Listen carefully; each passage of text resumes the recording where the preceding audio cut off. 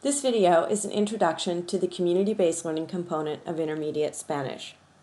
Community-based learning is an exciting experience, and it's one of the best ways to integrate learning of Spanish with the Santa Clara University core values of competence, conscience, and compassion.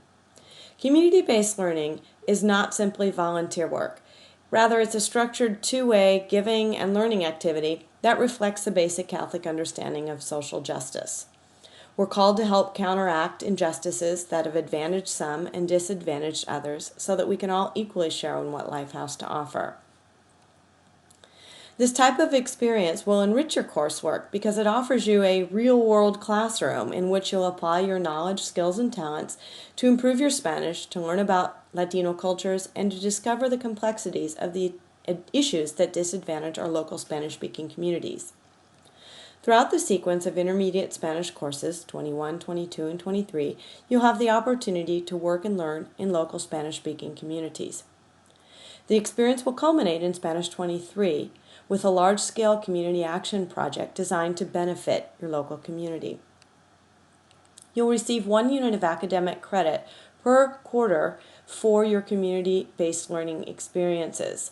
By enrolling in 21, 22, or 23, you'll automatically be enrolled in Spanish 97, which will grant you that unit of credit upon successful completion of your community-based learning placement.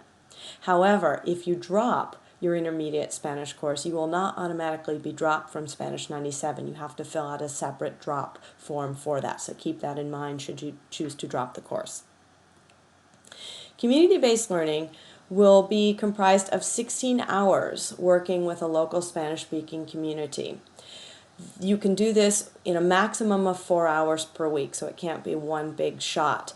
The Arupe programs, which we'll talk about in a moment, will require you to actually do 2 hours per week. However, if you choose a non-Arupe placement, you can be more flexible with how you carry out your hours. You must speak Spanish a good percentage of your time, at least 50% of your time. You should also be involved in active observation and inquiry with community members. You need to make efforts to interact and carefully observe what's going on in the community so that you can learn more from this experience.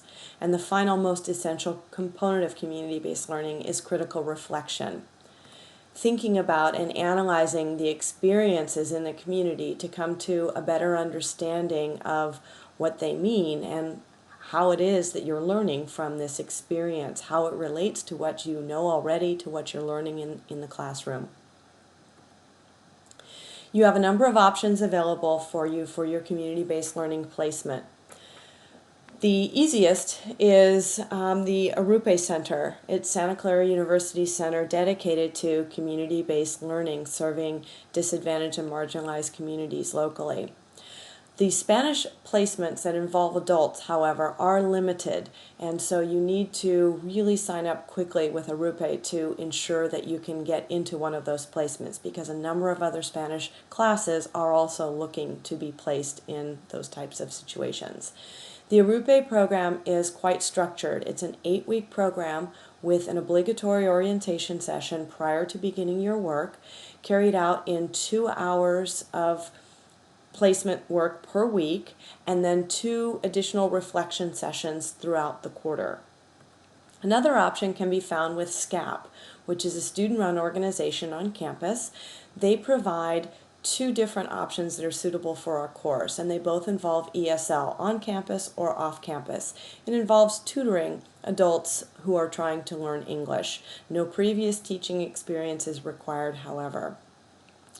This has been a wonderful opportunity for intermediate Spanish students because it really provides large chunks of time in which you can speak Spanish, and that is primarily because you're in a tutoring situation with people whose English is very, very limited, and so in order to carry out any types of activities and really be of help, you do have to interact in Spanish.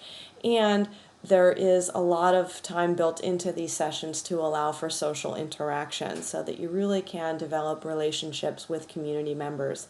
On campus, you'll be working primarily with campus workers. And you'll need to be flexible because you'll need to build the tutoring sessions around their times.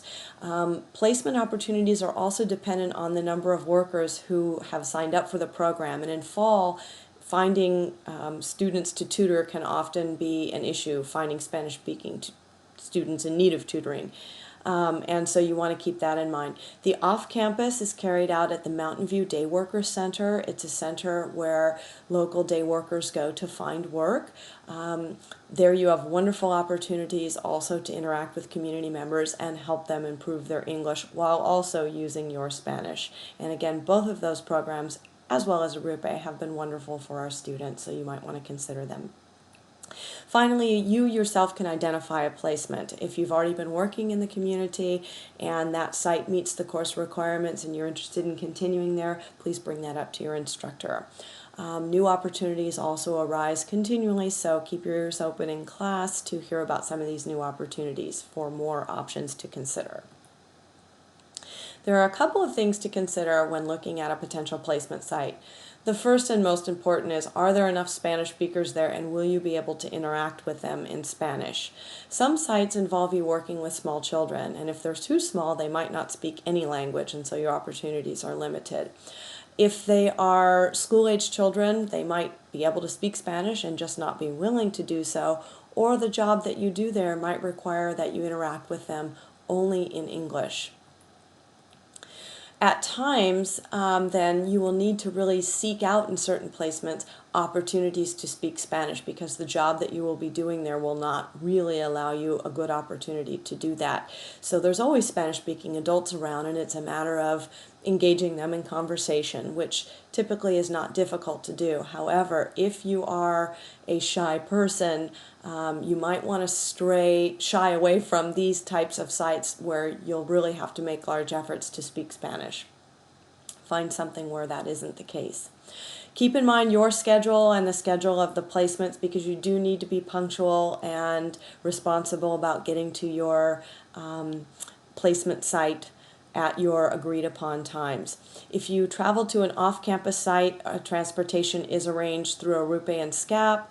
Also, if you don't go with the group transportation, there are cars available through Arupe and SCAP if you have a driver's license. You need to fill out some forms to be able to borrow cars, but it is quite a simple process. You just need to do it. If you are taking another class that requires an Arupe placement or community-based learning placement, you're very welcome to do double dipping provided that placement meets the requirements of our course. And if you have done a placement in the past that you want to consider, if it meets the requirements of the course, you're actually encouraged to do that. We like to have you develop ongoing relationships with community members. So definitely consider that if you've done something like this before. To get started then, you should download the complete CBL guide, which is available on our course website. That will provide you with more complete information and guidelines for carrying out this work, as well as suggestions, particularly for reflection. Finally, it includes the forms that you'll need to submit to your instructor to document your work in community-based learning.